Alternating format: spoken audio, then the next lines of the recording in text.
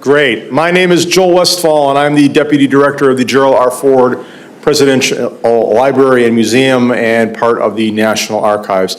We have had a great collaboration with the World Affairs Council for just about 2 decades now, and we are very pleased to have their Great Decisions series here at this NARA institution. On behalf of myself, the Director, Brooke Clement, and the Archivist of the United States, welcome to the Gerald R. Ford Presidential Museum. And now I'd like to introduce Jeff Paulette to say a few words from our great partners at the Gerald R. Ford Foundation.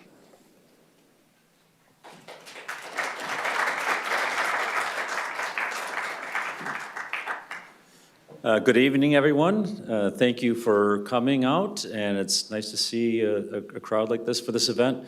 I work at the Ford Presidential Foundation upstairs here. We are a private foundation dedicated to education and civic engagement. We have a number of programs that we run, and part of our programming is public events such as this with valued partners. And we're building partnerships all across the country, and especially during an election year like this, we have a lot of work cut out for us. So we're thrilled to be partnering with the World Affairs Council. If you have an interest in the kind of work that we do at the foundation, you can look at our website, geraldrfordfoundation.org, or at fordforum.org to read interesting essays about current politics and also other programs that we are running. So with that, I'd like to turn over the microphone to Michael Van Denen, the Director of the World Affairs Council of West Michigan.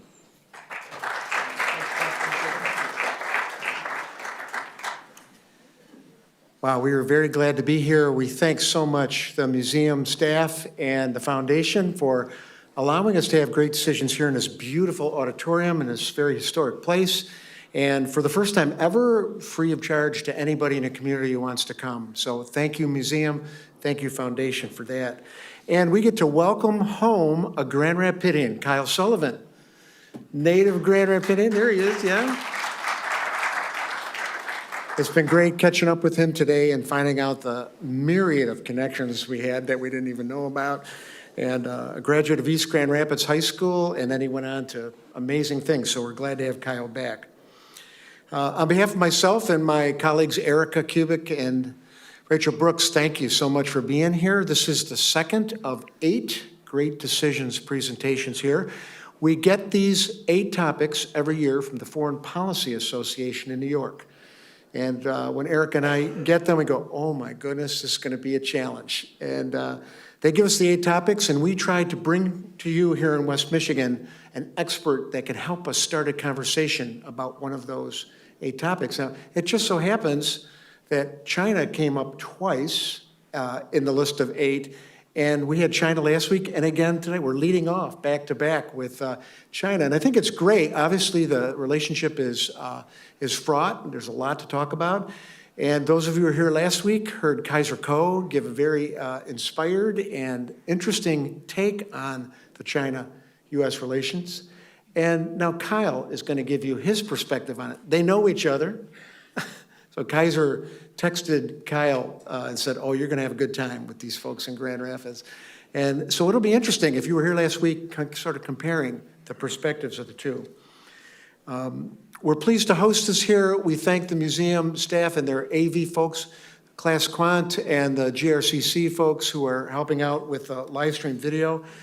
It is our mission to try to bring the world to West Michigan. We think that to change the world, you first have to know the world, and you can find out more about what we do at worldmichigan.org. We have also appreciation to our media sponsors. WGVU Public Media is our presenting media sponsor. We're grateful to them, and to the Community Media Center as a communication sponsor. And last but not least, Wolverine Worldwide, who has been a sponsor of the Great Decisions program for a long time. And it's my pleasure to introduce Carrie Brosna, who's a vice president at Wolverine Worldwide and a board member of the World Affairs Council. Carrie will introduce our speaker for this evening. Let's thank Carrie and Wolverine.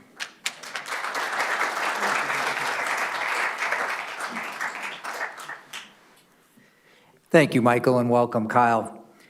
Wolverine Worldwide has been a proud sponsor of the Great Decisions series for many years. and we're glad to help the council in its mission to help the community be more world aware. Tonight, we welcome Kyle Sullivan, a Grand Rapids native and the Vice President of Business Advisory Services at the U.S.-China Business Council in Washington, D.C. Prior to joining USCBC, Kyle served as Vice President in the Albright Stonebridge Group's China practice in Washington, where he advised corporates and portfolio investors on domestic policy and market trends in China and developments in the U.S.-China relationship. Previously, he held roles at Martin and Crumpton Group and APCO Worldwide. Earlier in his career, Kyle worked as a manager and business advisor servicing USCBC's Shanghai office, where he led policy research projects for U.S. companies and in a wide range of sectors. Kyle earned an undergraduate degree from the University of Michigan and an MBA from University of Washington in Seattle. He is fluent in Mandarin and lived in China for over 12 years. As we mentioned, he is a native of the area, and as Michael brought up, a graduate of East Grand Rapids High School. His presentation tonight is titled, Perspectives of Managing the Challenges and Opportunities in U.S.-China Commercial Relations. Let's welcome Kyle Sullivan.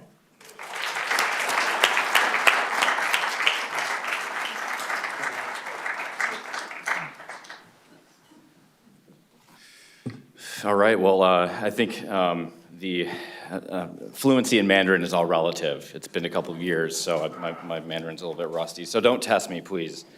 But no, thank you, Carrie and Michael, for the flattering introduction, and just please allow me to extend my sincerest gratitude to the World Affairs Council for hosting me tonight. It is honestly a great privilege to be here and to address such a lovely-looking audience on an important topic. It's also very fitting that tonight's event is held at the Gerald R. Ford Museum. Before I delve into my presentation, please allow me to take a few minutes to tell you a very brief story. Some in the audience may be familiar with this story, while some may not. The year was 1972, the height of the Cold War. The US and China had been living in isolation from each other for about 22 years. During that time, there had been little to no diplomatic contact, and the US had maintained an almost total embargo on trade with China. The US and China were in fact adversaries due to China's historical alignment with the Soviet Union. But the geopolitical landscape was shifting, particularly after the Sino-Soviet split in 1966, and the US and China began to see strategic value in restarting relations with each other in order to gain leverage over the Soviet Union. So, as we all know, in February 1972, President Richard Nixon traveled to China to meet with Chairman Mao Zedong, ending the near quarter century of deep freeze in relations. When President Nixon returned to Washington, he knew that while his trip was historic, there would be no change in formal diplomatic relations in the near future, as the US still recognized Taiwan as the sole legitimate government of all of China. But President Nixon was determined to increase bilateral exchanges, perhaps even in unofficial ways. Soon after the Nixon visit, House Majority Leader Hale Boggs, a Democrat from Louisiana, led a congressional delegation to China with other members of the House of Representatives. Boggs and his bipartisan delegation met with Chinese Premier Zhou Enlai, who was Chairman Mao's number 2, and other leaders of the communist regime. The delegation sought to gauge the Chinese reaction to conducting more trade with the US. But Premier Zhou was skeptical and even affirmed China's strong disinclination to repeat the misfortunes the nation had suffered at the hands of foreigners in the 19th century in what the Chinese refer to as the century of humiliation. Nonetheless, Boggs and his congressional colleagues did see an opening, And when the congressional delegation returned to Washington, Representative Boggs and his senior Republican counterpart, who traveled with him to China, they co-authored a report recommending the establishment of a non-governmental organization in the United States that would promote trade relations with China. That senior Republican counterpart was none other than Congressman Gerald R. Ford. President Nixon quickly endorsed the Boggs-Ford report. He deputized Robert Hormats of the National Security Council and Commerce Secretary Frederick Dent to assemble a group of American business leaders who in 1973 formed the board of directors of the newly incorporated National Council for U.S.-China Trade. The National Council for U.S.-China Trade was subsequently renamed the U.S.-China Business Council, where I work today. That's a true story.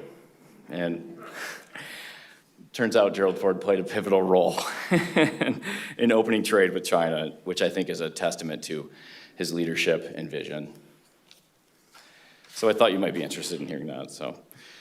Okay, for tonight's program, my goal is to facilitate, hopefully, meaningful discussion on the U.S.-China relationship. And as we all know, China is a vital market for U.S. companies and U.S. exporters, and indeed Michigan companies.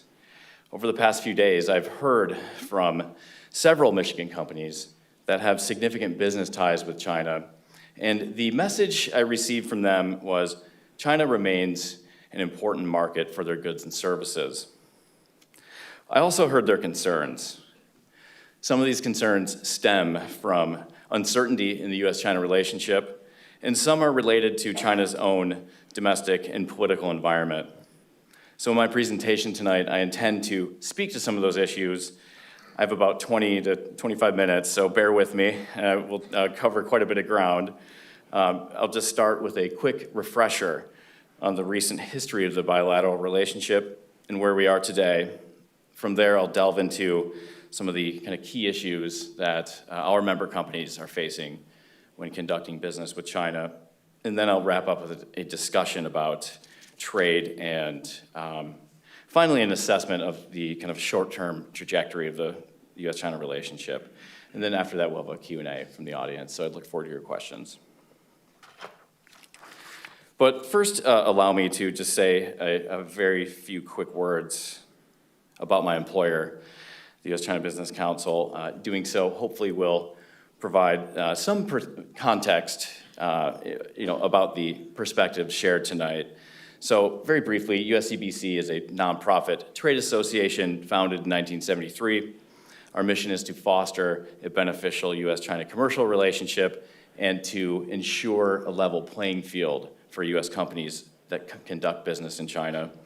We represent approximately 280 American companies, including several Michigan-based companies, including Dow Chemical, Amway, Ford, General Motors, and others.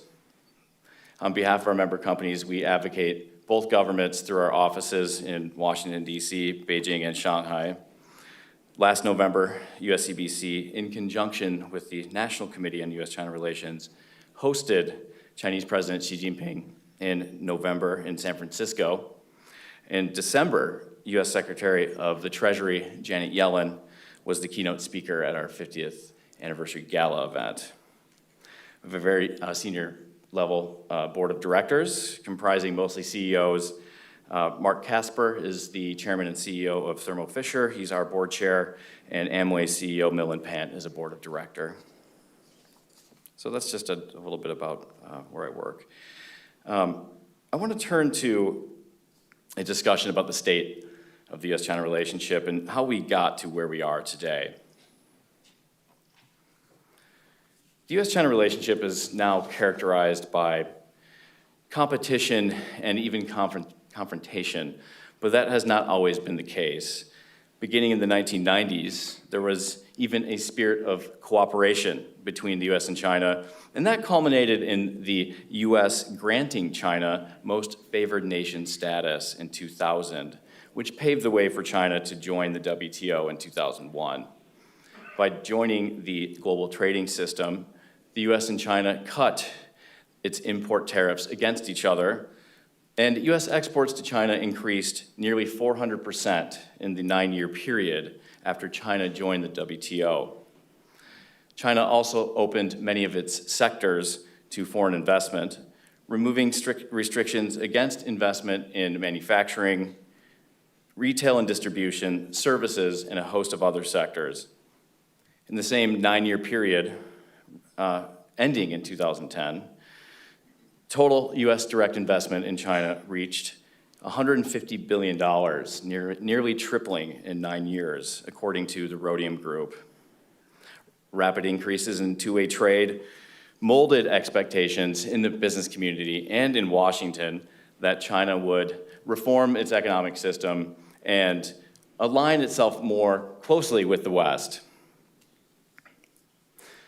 But by the end of that first decade, the mood began to shift considerably, and that coincided with a major global event, the financial crisis of 2008-2009. The Chinese viewed the financial crisis as an American-caused event, which led them to raise doubts about the US economic model. From afar, the Chinese watched as the US endured layoffs, bank closures, and a sharp contraction in economic growth. China, on the other hand, responded with a massive state-led infrastructure investment stimulus program, which helped insulate the economy from the contagion of the financial crisis and helped propel GDP growth to over 9% in 2008 and 2009. And that was really a pivotal and, I think, kind of underappreciated moment in the U.S.-China relationship when the Chinese, they were reaffirmed in the superiority of their system, which entails more state control vis-a-vis the U.S.'s open and free market-oriented system. So whether by coincidence or design, in subsequent years, we really kind of started to see a slowing of economic and market reforms in China.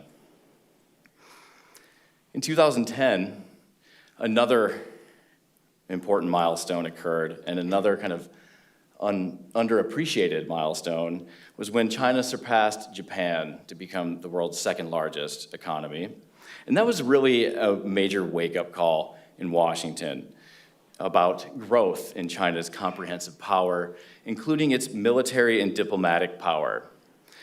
A year later, the Obama administration announced its Pivot to Asia strategy, which the Chinese interpreted as a containment strategy. And at this time, we were really starting to see, I think, mistrust on both sides play out at the policy level. Then in 2016, the Trump administration came to power. During that period, the trust deficit between the two governments widened exponentially. The US launched a trade war, levying tariffs on $370 billion of Chinese imports, blacklisted Chinese technology companies like Huawei, and began labeling China as a foreign adversary in official policy guidance. On the Chinese side, its arbitrary detention of 2 Canadian citizens in response to the Huawei debacle, the harsh crackdown of Hong Kong protesters, and its handling of the outbreak of the coronavirus really put the downward trajectory of the US-China relationship on steroids, to say the least. So in the early years of the Biden administration, US-China ties continued to deteriorate, and as China moved closer to Russia in the wake of the invasion of Ukraine, which sparked a US-led diplomatic boycott of the Beijing Winter Olympics and brought into intense focus in DC and Brussels the issue of Taiwan's security. Since that time, the US has stepped up restrictions against China's technology sector with new controls on the shipment of US semiconductors to China, which the US fears are being used to power China's military weapons. Meanwhile, Beijing has stepped up its own industrial policies to subsidize domestic champions in high-tech industries, tightened its laws on data, and state secrets, and targeted U.S. firms, including Micron, with reviews and investigations. These policies and actions form a mosaic of barriers, challenges, and concerns that U.S. companies in China face today.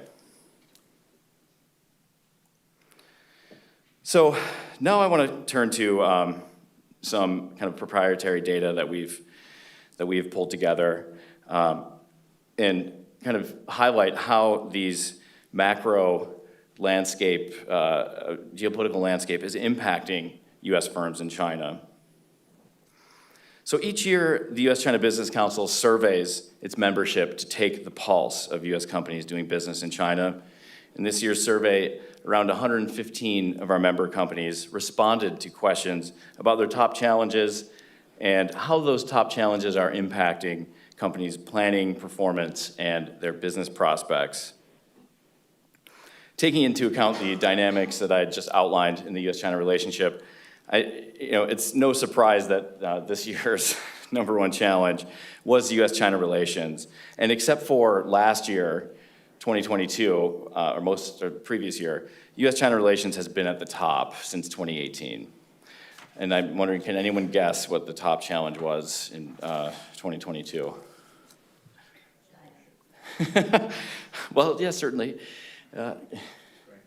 COVID restrictions. That was, yeah.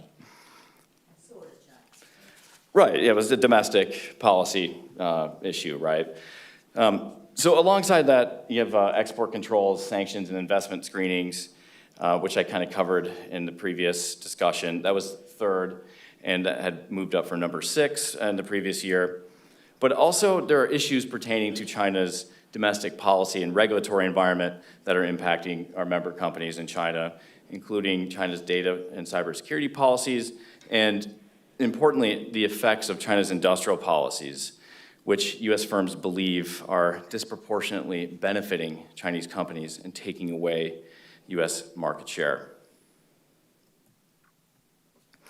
U.S.-China tensions are impacting nearly all of our members, with 84% indicating that they've experienced negative impacts from the government-to-government relationship. You might ask, what kind of negative impacts? Well, the first one is lost sales. U.S. firms are indeed losing sales in China by virtue of being American, and that's, I think, really a reflection of the level of mistrust that some U.S. and Chinese business partners have.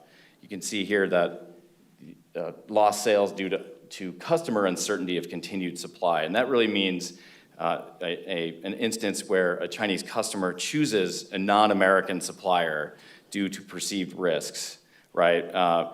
Certainly, I think that the export controls that the U.S. has levied against China has created a lot of concern about whether U.S. companies are able to be reliant suppliers to Chinese companies. And that's really kind of resulting in lost opportunities for U.S. firms. In addition, about 1/3 of our member companies report delaying or canceling investments in China last year, up from 22% the previous year. And about 1/3 of our members reported losing sales due to the influence of nationalism on consumer decisions. Many of these challenges that I mentioned are impacting companies' long-term planning and assessments of their future opportunities in China. And while the vast majority of our member companies are profitable, margin growth on average is lower in previous years, which we believe is also influencing long-term planning. Here you can see on the far right that it's actually less than 50% of American companies are now optimistic about their 5-year opportunity in China, and that is a record low. So we're seeing, well, I guess you can think of it as record high pessimism, actually. So I just kind of want to put a finer point on that, the discussion about profitability and margins, and specifically just the Chinese economy, right? There's been a lot of discussion about the Chinese economy, and certainly I think it's at an inflection point. Growth, as we all know, is slowing, and it's unclear what policy direction Beijing will take in the coming years. And I think that kind of uncertainty regarding China's macroeconomic condition is factoring into companies' investment plans as well. And when investors, when they weigh risks versus rewards, there's a big difference between a GDP growth of 5% versus GDP growth of 2%, right? I think in their risk calculus, companies might be more willing to tolerate risk if an economy is growing at a higher rate. But if the economy is not growing at a higher rate, then perhaps the business case of investing in China is less convincing. And I think that's kind of what we're seeing play out right now. And certainly USCBC and its member companies are hoping that Chinese policymakers will adopt a pro-growth economic agenda, but there's really kind of a tug of war going on in Beijing right now between kind of the national security oriented party officials and the more economic development-minded bureaucrats that are implementing policy. They're the ones who are more accustomed to interacting with foreign investors, and they are more attuned to the concerns of foreign investors. Right now, the national security establishment seems to be winning out. So there's been considerable discussion in media and policy circles about how U.S. companies in China are coping in this environment and whether U.S. companies are exiting the China market en masse. Let me be clear that U.S. companies are not exiting the China market in large numbers. And while we see a record high 23%, indicating that they have already relocated certain operations outside China, so that could be a business unit, it could be a segment of their supply chain, it could be an R&D function. We're also seeing an increase in the number of new investments in China among foreign companies in 2023. Companies like Starbucks, Eli Lilly, Bristol-Myers Squibb, Costco, General Motors, Intel, all have launched new investments in China last year. And indeed, we are seeing companies rationalizing their businesses in China, shedding some assets, and acquiring others. So further inquiry, I think, will be needed in this regard. So let me just pivot quickly to a discussion about U.S.-China trade, because I think it's a very important topic right now, especially in an election year. And I also want to kind of highlight some of the work that the U.S.-China Business Council has been pursuing in this regard. So as I said at the top of my presentation, China remains a critical market for U.S. exporters. Only our next-door neighbors, Canada and Mexico, are bigger buyers of American goods and services. According to a recent study by the U.S.-China Business Council, China is just one of 3 countries whose purchases of U.S. goods and services support more than 1 million American jobs. Only Mexico and Canada are the other 2 countries. China's purchases support nearly 500,000 more U.S. jobs than the next highest country, the United Kingdom. These are farmers, ranchers, auto workers, engineers, scientists, white-collar professionals, the list goes on. U.S. goods exports to China reached $147 billion last year, which is a slight decrease from 2022. Compared to U.S. exports to other top markets, goods exports to China in recent years have been growing at a slower pace. Some of this is due to China's own economy and slower growth, but tariffs are also weighing heavily on bilateral trade. These exports are not concentrated in any one state. China is the #1 export market for 4 states and a top 3 export market for 38 states. For Michigan's exporters, China is their 3rd largest export market globally. In 2022, Michigan exports reached $3.1 billion. Automotive parts and components is the single largest goods export from Michigan to China, but that is declining. In 2022, motor vehicle parts exports to China declined 32% from the year prior. But other products are growing. Agricultural goods and glass, both rose by double digits, while exports of pharmaceuticals and medicines surged 261% in 1 year to $161 million. It is vital to boost trade in these areas to offset the effects of lower trade in traditional industries like automotive, and jobs are dependent on it. Indeed, jobs in Michigan's 3rd District are dependent on it as well.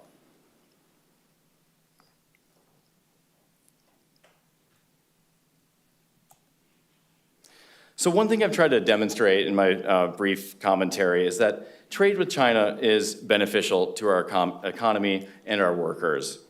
What we think the number of jobs supported by trade with China could be even higher if the US and China would work together to reduce trade barriers and tariffs.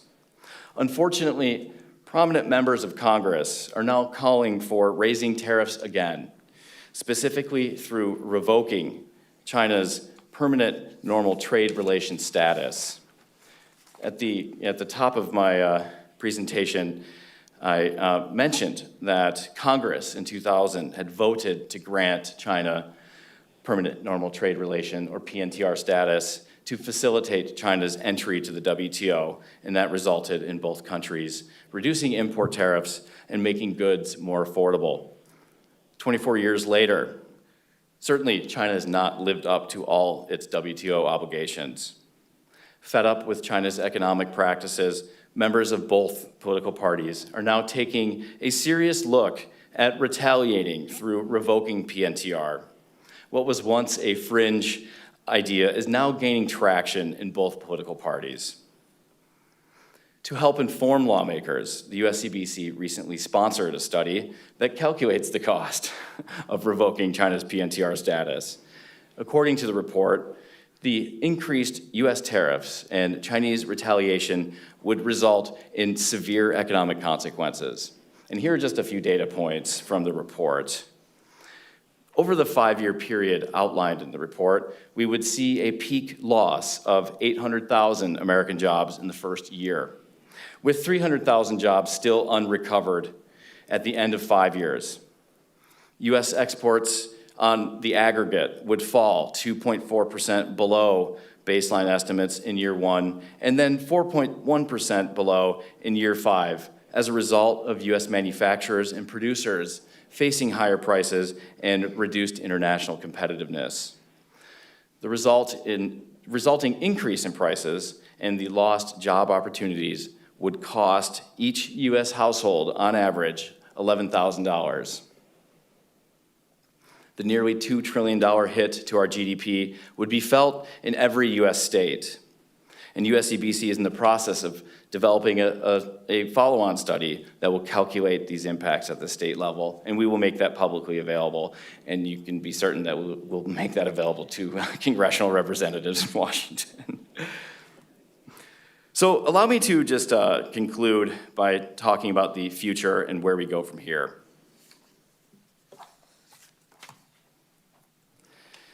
At the top of my presentation, I tried to demonstrate that the tone and tenor of the US-China relationship is set at the top by the two countries' leaders.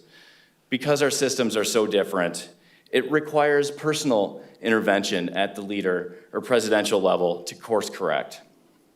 This is a pattern in the relationship. It began when Nixon and Mao broke the 22-year freeze in 1972, and it happened more recently when President Biden and President Xi met in San Francisco last November. The purpose of that meeting was to course correct. At the meeting, the two leaders agreed to establish formal dialogue and working groups on more than a dozen different policy issues, including climate change, global macroeconomic policy, artificial intelligence, and military-to-military communications. Now, the US and China are engaged in the most active and intense diplomacy in the past 5 years. As a result, the relationship is now in a deliberate tactical pause. Both sides are making efforts to make good in those policy areas while attempting to manage the strategic differences and buying time to manage their own domestic politics. The ultimate test will be whether both sides can successfully prevent the structural drivers of the relationship from overwhelming the process that manages them. Global peace, prosperity, and stability depend on it. The stakes couldn't be higher. Thank you.